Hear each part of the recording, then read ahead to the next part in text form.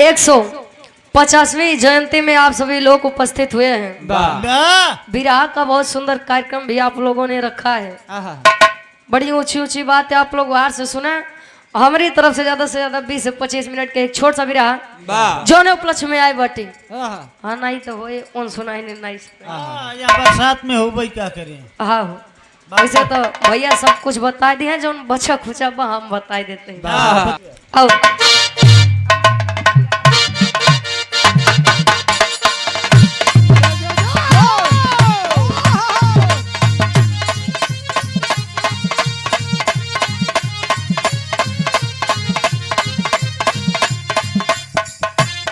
क्या बात है।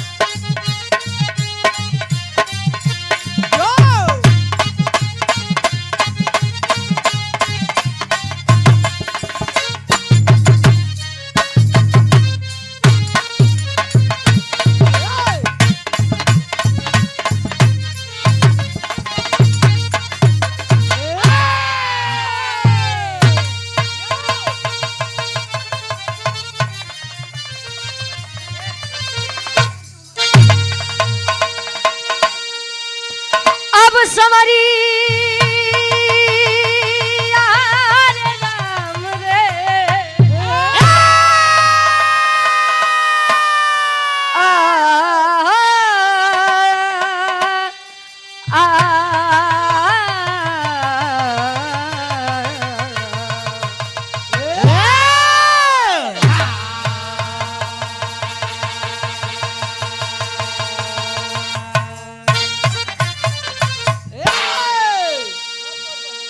चार लाइन कवि जी भूमिका के बारे में भाव देते हैं। आप पटेल राजदेव राम सुंदर सम्मानित हृदय के गार्जियन जी 100 रुपए चरणों में कोट कोट नमन है। आशीर्वाद के चारी पूज्य हमारी माताएं बहनें भी बैठी हैं इस विराह को सुनने के लिए। अच्छा इनकर लोग के बात ज्यादा देखा, हमें अपने गांव के बात बताते हैं। भाई विराह हो ही लगे तो जहाँ देवी देवता के बखान आए वहाँ बड़े ध्यान से सुना थी, लेकिन जहाँ डॉक्टर बी आर अम्बेडकर साहब जी के बारे में आ जाए, सरदार वल्लभ भाई पटेल जी के बारे में आ जाए, चंद्रशेखर आजाद जी के बारे में आ जाए, ये बहनी ये पचे रहन के हाँ ऐसी बढ़िया बा चला घरे दुआरे अपन थोड़ा बहुत काम करा। क्या आप लोग बैठे हैं, हम चाहेंगे कि आप लोग इस विराह को सुनिएगा समझिएगा। कहा जाता है भारत की आज़ादी में अच्छा जो वीर सपूतों ने अपना योगदान दिया वो अलग की बात है, लेकिन हमारे भारत देश के लिए हमारी इस देश की नारियों ने क्या किया है ये आप लोगों को पढ़ना चाहिए, जानना चाहिए। लेकिन क्या कर भाई आजकल के मेहरारू तो वो आसान भाई खाली मोबाइल उठाएं चटपटा टिक टाक बनाएं तो ठीक है टाइम में परेशान है। आओ गुरु जी 4 लाइन भूमिका के अंदर कवि जी भा देते हैं। लौह पुरुष सरदार वल्लभ भाई पटेल जी के नाम के सामने जो ये सरदार लगा है खाली वही के बारे में 4 लाइन कैसे।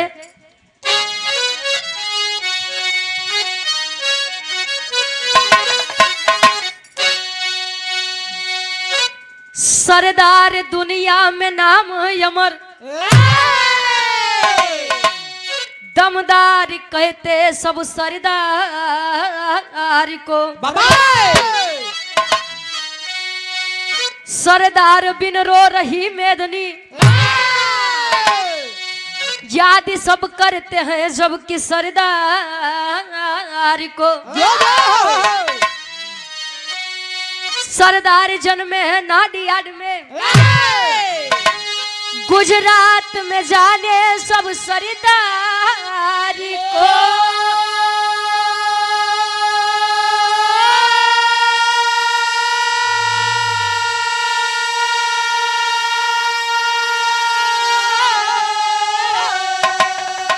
सरदार वल्लभ पटेल कहाए पूरा भारत भिमाने है सरदार को।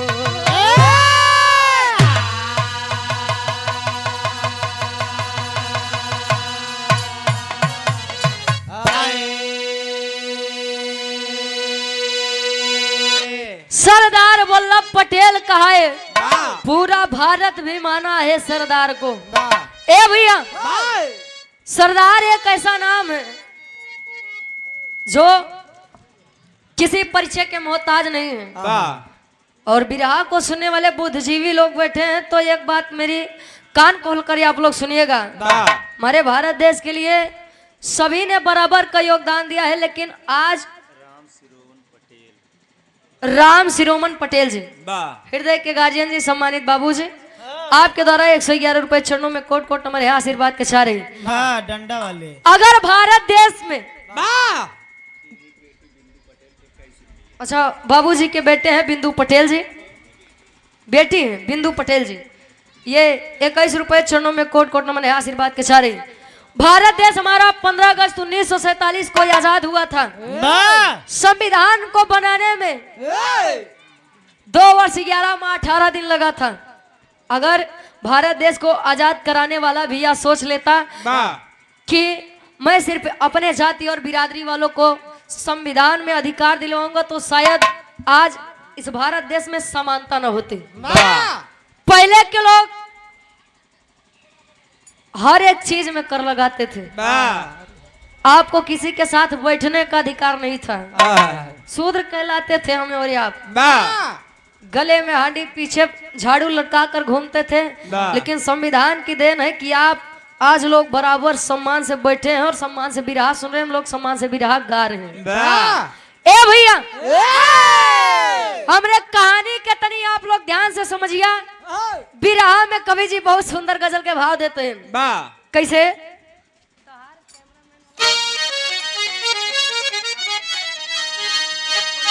हेलो, क्या बात? बीच में समाजवादी पार्टी के क्रांतिकारी नेता राकेश पटेल जी आए हैं। आपका हार्दिक स्वागत है, अभिनंदन है। चलो बोलो।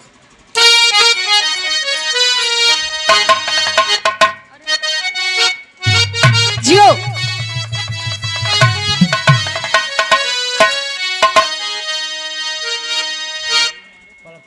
नायक कहे नायिका से का कहे। अच्छा, पुरान चीज में बड़ा दम होता। जैसे पुरान चाउर, पुरान गुड़, पुरान दारू, पुरान मेहरारू। अच्छा, पुरान मेहरारू माने जैसे तार काकी माई है। अच्छा, सही कहा था। जवन संस्कार जवन सभ्यता ई काकी माई लोग के अंदर मिल जाए, आज के जनरेशन वाली के अंदर न मिले। ये सूट पहने वाली हैं। अच्छा, पहले के लोग कम पढ़ा लिखा रहे, लेकिन अपने से बड़े के प्रति, अपने से छोटे के प्रति प्रेम भाव, सम्मान, इज्जत दोनों था। आज के लोग जितने पढ़ते हैं, सम्मान के स्तर उतने कम हो चला जाता है, संस्कार उतना कम होता जा रहा है। लड़का कहे लड़की से कैसे?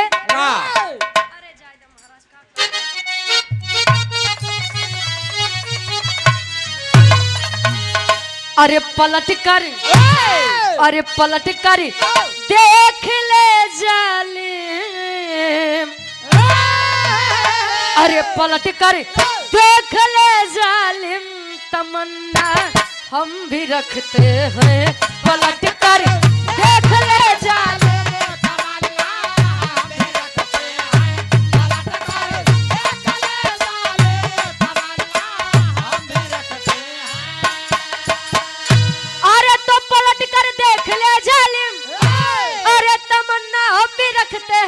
तमन्ना हम भी रखते हैं।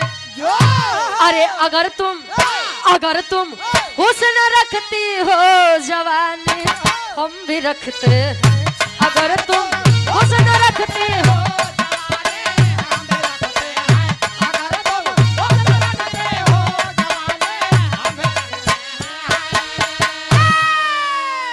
लेकिन कहा जाता है इतिहास सदैव बगावत करने वालों का गाया जाता है। बगावत करने वालों का मतलब आप जानते हैं कि हमारे साथ गलत हो रहा है, लेकिन आप चुप है इसलिए कि कहीं आपकी जान न चली जाए। अरे मरना तो एक दिन सबको है, आया है सो जाएगा राजा रंग फकीर। कोई विमान पे चढ़ चला, कोई बंधा जात जंजीर। क्रांति करने वालों का इतिहास गाया जाता है। वाह केहू चाहिए कि बगावत करे, हम जाए के दुकान से खरीद ली तो का दुकान पे खरीदे से बगावत करे के हिम्मत मिली? नहीं, बगावत करना ये खून में पाया जाता है। कभी कभाव है एक लाइन उन वीरों के बारे में कैसे।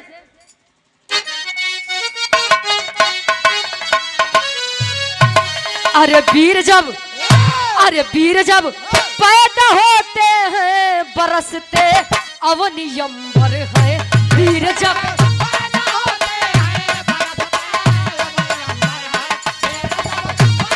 जियो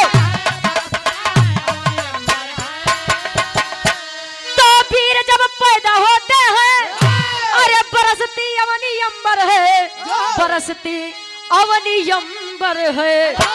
तो खुशी हो बेदनी कहती सूर्य की कीर्ति सुंदर है।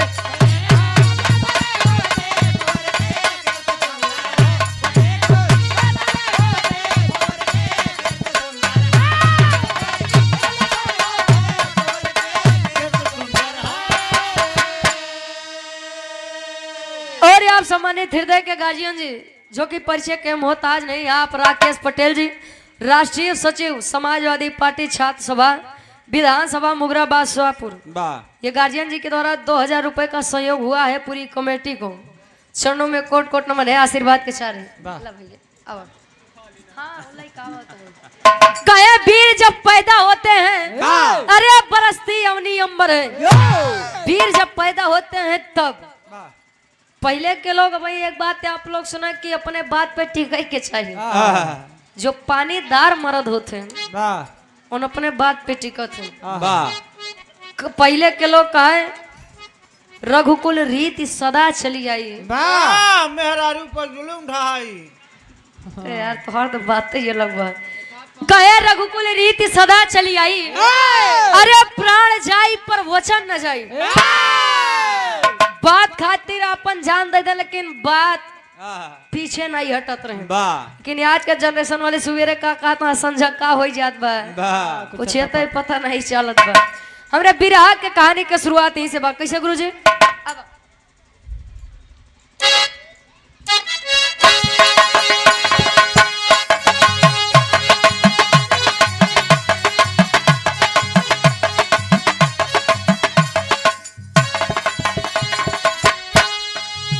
सम्मानित हृदय के गार्जियन जी, आप धर्म के बड़े भैया अरविंद सरोज जी, एडवोकेट साहब, हाई कोर्ट इलाहाबाद, राष्ट्रीय सचिव, अधिवक्ता सभा भावी प्रत्याशी, सदस्य जिला पंचायत वार्ड नंबर 34 से सुजानगंज जौनपुर से 100 रुपए चरणों में कोट कोट नमन है, आशीर्वाद के सारी। कहे का 31 अक्टूबर 1875 की बात सही। जन्मे नाडियाड शहर गुजरात सही।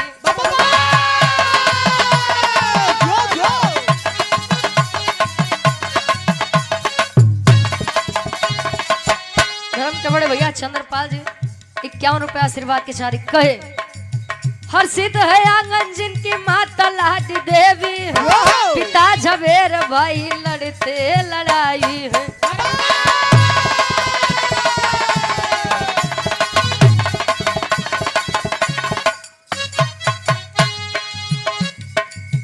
पढ़ लिख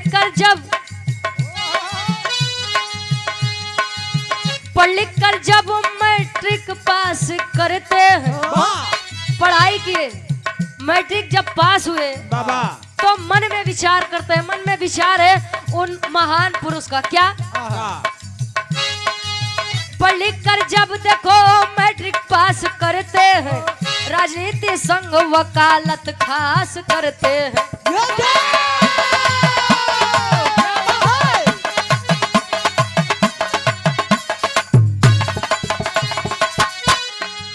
सोचे सरदार आखिर क्या होगा वकालत से, सोचे सरदार क्या होगा वकालत से, सोचे सरदार क्या होगा तब वकालत से, सोचे सरदार क्या होगा ये वकालत से। दिल में दर्द उठा देश की अब हालत से।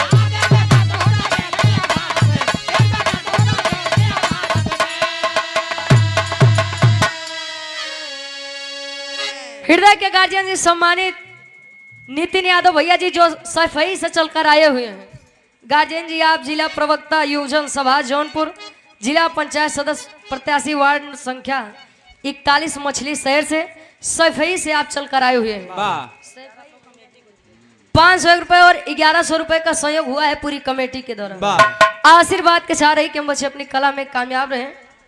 ए भैया कहानी की आप लोग ध्यान दिया, 31 अक्टूबर 1875 में नाडियाड गुजरात में माता लाड देवी और पिता झवेर भाई जी के घर में एक संतान हुआ जिन्हें लोग सरदार पटेल के नाम से जानते हैं।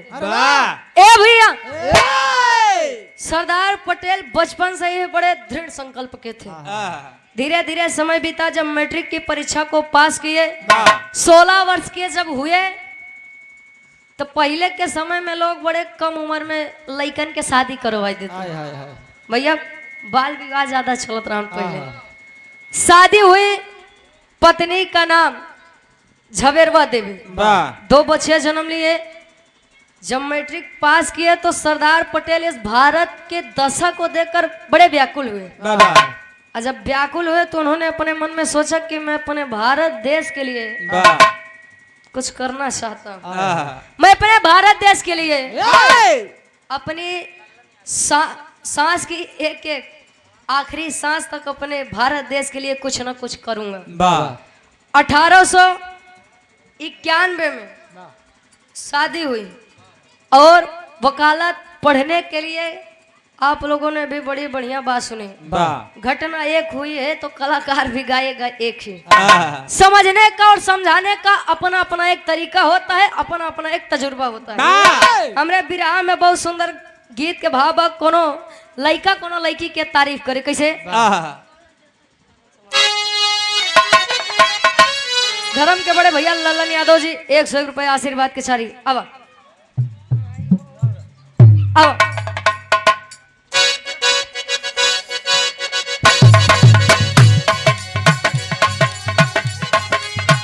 क्या बात है?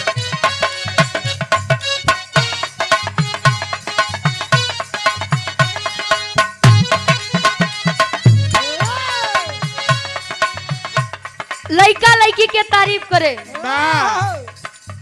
वैसे कोई चीज यदि सुंदर लग जाए, आंखों को सुंदर लग जाए, तो लोग उसकी तारीफ बड़ी बढ़िया करते हैं। लड़का कहे कौना देवता के गाढ़ल सवारल हो,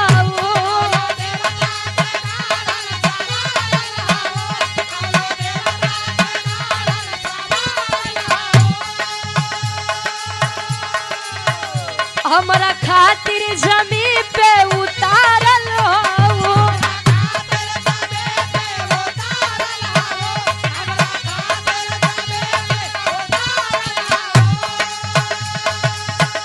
कौना देवता के गढ़ल संवारल हो, हमरा खातिर जमी पे उतारल हो।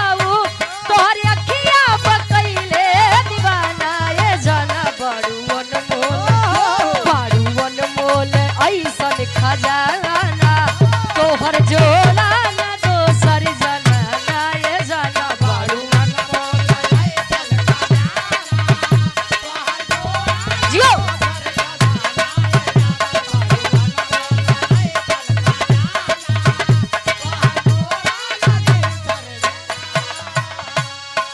और आप सम्मानित हृदय के गार्जियन जी, आप राकेश पटेल जी, राष्ट्रीय सचिव समाजवादी पार्टी छात्र सभा विधानसभा मुगराबाद शाहपुर, ये गार्जियन जी के द्वारा 500 रुपए चरणों में कोट करने पढ़ाई सरदारी चले।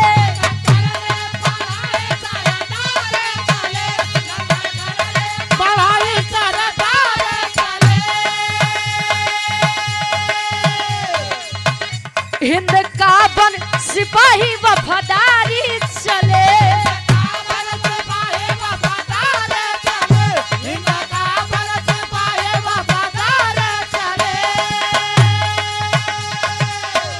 लंदन करने पढ़ाई सरदारी चले, हिंद का बन सिपाही वफादारी चले। कैले बैरिस्टर के जम के पढ़ाई, ये बाबू लौटे भारत में, लौटे भारत में था की जमाई, बन के वकील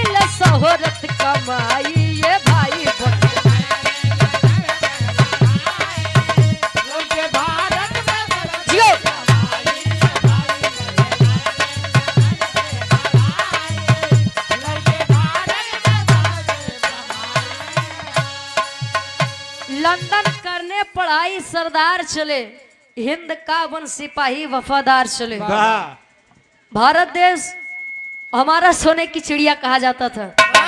एक बात मैं अपने विराग के माध्यम से आप लोगों को बता दूं, यहाँ पर हमारा पटेल समाज उपस्थित हुआ है, यादव समाज उपस्थित हुआ है, हर समाज के लोग उपस्थित हुए हैं। तो एक क्यों न सोचा जा करा है कि अच्छा कुछ जने के हम सोच बताइए। अहिर बिरादरी में खास तौर से है बिरादरी, वो लोग सोचते हैं तो जान ला हमसे बढ़ केहू नहीं बे, ये लोग भी शूद्र में ही आते हैं।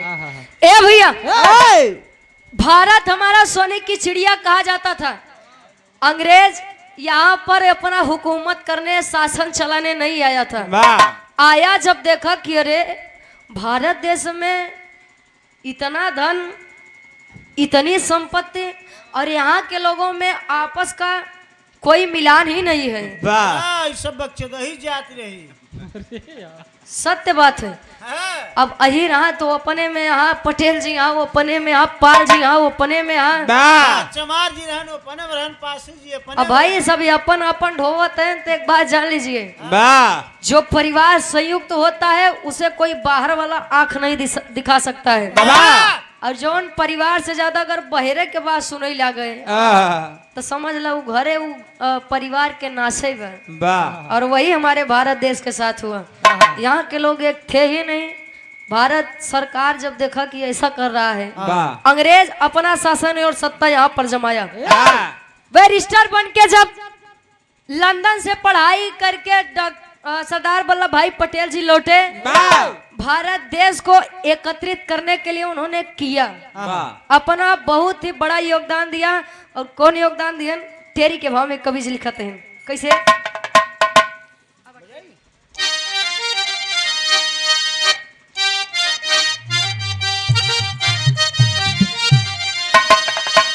अरे भारत का गुल हजारा चल दिया, अरे भारत का गुल हजारा,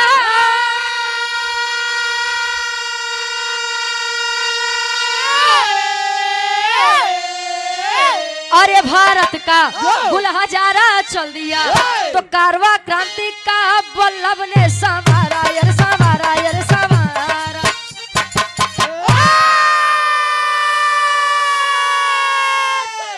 भारत का गुल हजारा चल दिया, कारवा क्रांति का वल्लभ ने है संवारा।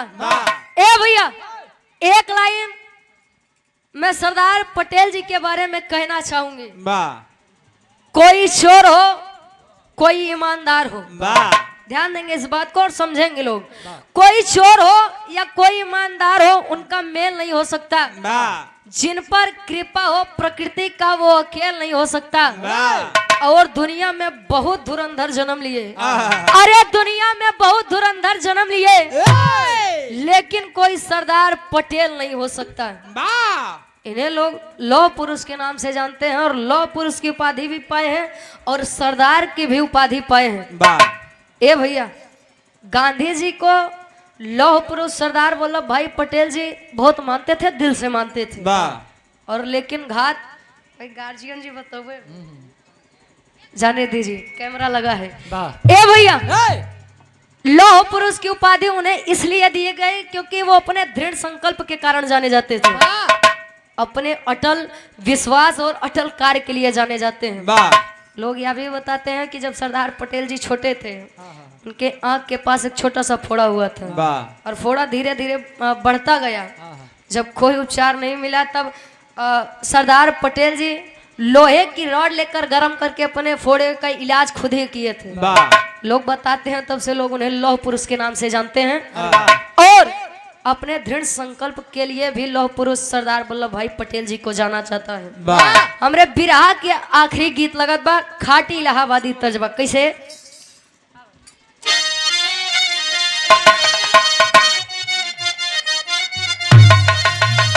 आए हाय बिरहा सम्राट स्वर्गीय दादा प्राम आधार यादव गुरु जी गावत रहे। झूसी नरेश गुरु जी गायन समझ ला भोजपुरी वाले कल लाई जाए कि अपने में ढाल देहन, बड़ा ट्रेंडिंग में गीत चला रहा। गाँव में गुरु जी कैसे? अरे राम झकोरा मारे झुलनी, अरे झकोरा मारे झुलनी, कहे साड़ी लहराए हो झकोरा मारे झुलनी, साड़ी लहराए हो झकोरा। विराह सम्राट स्वर्गीय गुरु हैदर अली गुरु जी गावत रहे का अरे घुसुरी गवा बरधा गा सार बरधा ग अरे घुसुरी गवा बरधा कहे सरी ये मझारी घुसुरी गवा बरधा पहले के मेहरारू बड़ी पतिव्रता रही कहे तिरिया चरित्र दैवो न जाना मेहरारू के चरित्र तो भगवानो नहीं समझ पाए। आप लोग तो बहरहाल इंसान है यार। क्या जानेंगे आप लोग? एक बात जान लीजिए, संसार का सबसे अमीर व्यक्ति और धनी व्यक्ति कौन है जानते हैं? आज के समय में, आवा घंटे में आज के समय में जो हम सफर जीवन साथी अगर ईमानदार वफादार पा जाए, समझ लीजिए जीवन में और दुनिया में उससे बड़ा धनी व्यक्ति कोई नहीं है। नहीं तो देखा था आज के समय में बियाह होने के बाद 40-45 साल की उम्र बा, प्रेमिक चक्कर में पतिन परमेश्वर का परमेश्वर लगे भेज देते हैं। ए भैया आप लोग बड़ा खुद किस्मत वाला रहे कि आप लोग के बात ही काकी दाई लोग सुनत रहे। नहीं तो आज के समय में मेहरारू एक बार आँखी दिखाई दे तो कुर्सी पर से उठा के बैठ दिया खान। सती जी कहा था इन तीनों देवी के पार्वती जी, लक्ष्मी जी और सरस्वती जी से कैसे? अरे गजब क्यों बहिनी, अरे गजब क्यों बहिनी, काहे चीनी ना भतार हो गजब क्यों बहिनी, अरे हमार मुड़ी कटली, अरे हमार मुड़ी कटली, तमोर बूढ़ा माई हमार मुड़ी कटली, तोर बूढ़ा माई घुमा के गोरी मरलू। दादा राम कलाश यादव जी एक बात कहत रहे, कहे तेरी मेरी आंख लड़ी लोगों ने बदनाम किया, कहे दुनिया के बक्का दिया। हाँ हम तू अपन काम किया, केहू केहू कहेला उमरिया के दोस्त बा, कहीं के गए सूरदासी सब नजरिए के दोस्त बा। किसी भी चीज को यदि देख के मन में लालच आता है तो वो आँख के देने और जब नहीं मिलत तो रोवत है के आँखी वो गुरुजी गावे। अरे घुमा के गोरी मरलू आई नया ना वैसे बान हो, घुमा के गोरी मरलू लिखा लगोरी पतिया, पतिया मतलब पतिया नतिया पटना बा, पतिया का मतलब चिट्ठी तार महाराज। आज के समय में तो 1.5 GB डाटा देखा था रोज वीडियो कॉल में चुक जात बा, लेकिन पहले के समय में चिट्ठी तार चलत रहा। अरे बस बस पिया परदेश हो लिखला गोरी पतिया गाड़ी तेले पैसा ले तो कर बात तब गाऊ। हाँ अब एक दाई दे है कवि जी भाव में लिखत है सरदार वल्लभ भाई पटेल जी के लिए एक लाइन कैसे?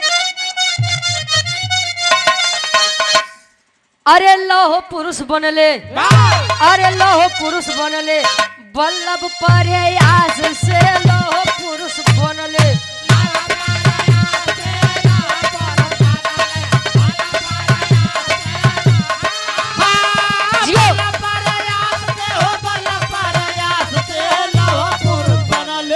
वल्लभ प्रयास से लौह पुरुष बनले।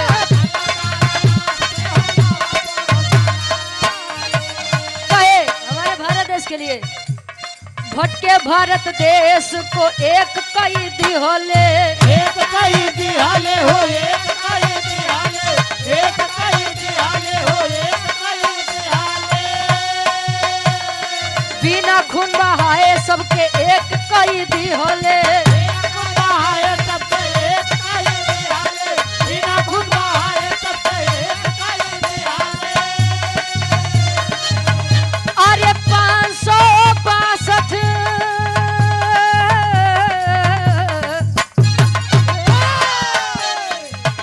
अरे 562 लिया कर लेकर खेस हो बने सरदार लौह पुरुष।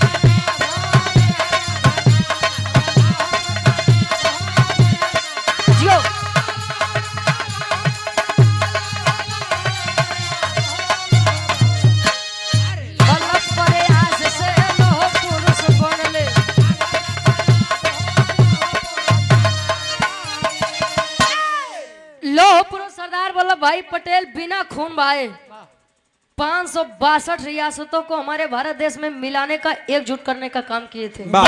562 रियासतों का।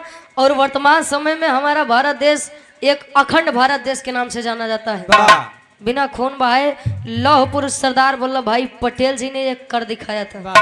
ए भैया, अभी आप लोगों ने सुना कि कर के लिए जब उन्होंने आंदोलन किया था तो गांधी जी के साथ मिल करके खेड़ा आंदोलन किया था। और वहां पर उन्होंने एक नारा दिया था और उनका ये बड़ा प्रसिद्ध नारा है कि कर मत दो। भैया, लौह पुरुष सरदार वल्लभ भाई की ये देन है कि हम लोग अखंड भारत में शामिल हैं, अखंड भारत में अमन चैन से बढ़िया से रहते हैं। अब एक प्रमाण या वल्लभ भाई पटेल जी के बारे में हम यह उड़ दे। आखिरी भाव आल्हा के भाव में कवि जी प्रमाण देते हैं। कैसे?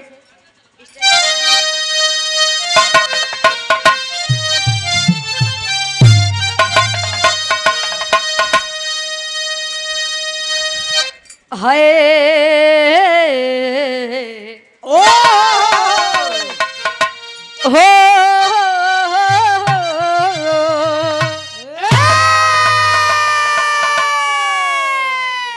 अरे दुनिया के सबसे बड़ी मूर्ति बनल हो बाटे,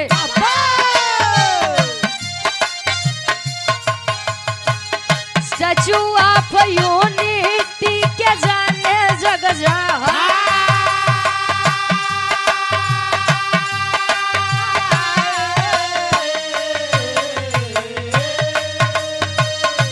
गुजरात नर्मदा नदी के किनारवा पंचो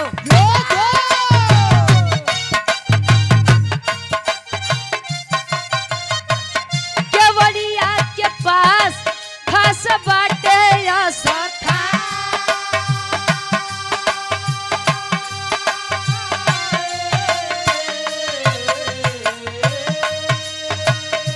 एक 182 मीटर जेकर बा ऊंचाई बाबू,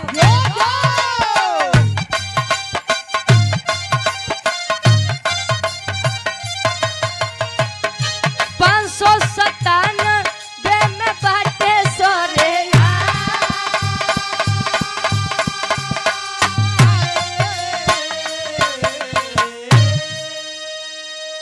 इंदल पटेल हृदय के 15 अगस्त 1947 को हमारे भारत देश का संविधान लागू हुआ 26 जनवरी 1950 को। ए भैया, धीरे धीरे समय बीता। जब गांधी जी की मृत्यु हुई तो गांधी जी और वल्लभ जी में बहुत बनती थी। और गांधी जी के कहने से ही वल्लभ जी देश के पहले प्रधानमंत्री नहीं बने थे। अपने बात पर उन्होंने अपनी बात पर खरे उतरे थे। धीरे धीरे समय बीता और गांधी जी के देहांत के बाद धीरे धीरे वल्लभ जी का भी बीमारी के कारण शारीरिक स्तर बिगड़ने लगा। एक बार दिल का दौरा पड़ा, कुछ नहीं हुआ। हमारे महान गार्जियन जी को दोबारा जब दिल का दौरा पड़ा तो 15 दिसंबर सन 1950 में गार्जियन जी ने मुंबई में आखिरी सांसें ली थी।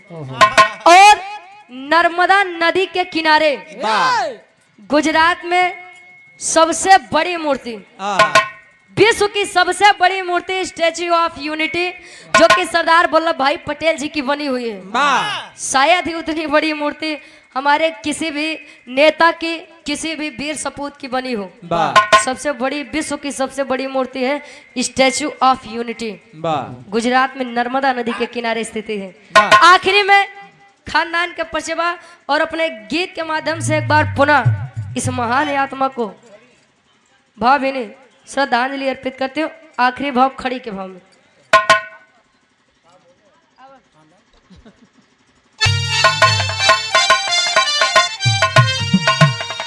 अरे एक भारत का नारा अरे लगाए वल्लभ जी,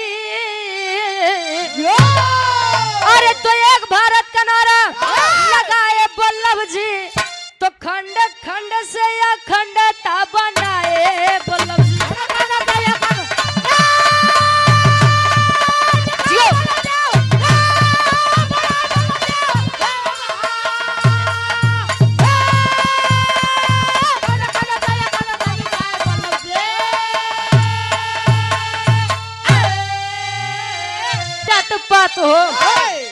से काम कैले शक्ति विश्वास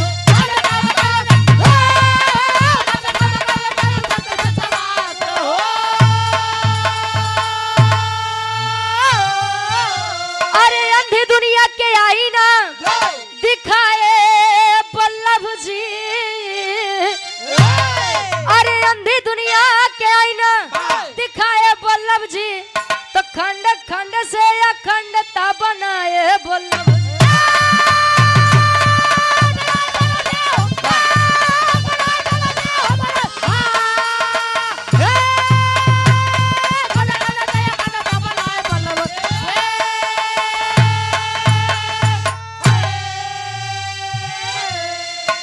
मेहनत रहले मिटौबे जाति पात हो समाज हमारा एक ऐसे गर्त में डूबा जा रहा है।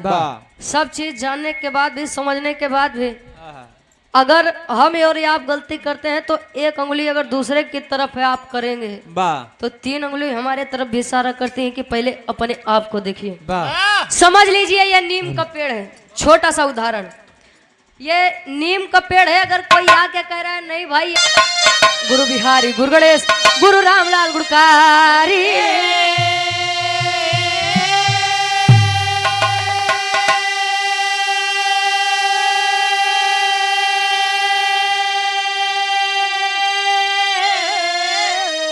अरे स्वर्ग से चंदिका कवि बच्चन जी बने पुजारी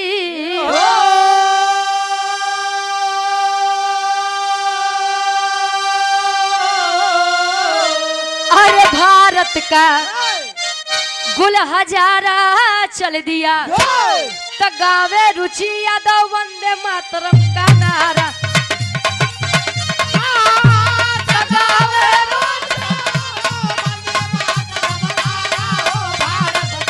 गुल हजारा चल दिया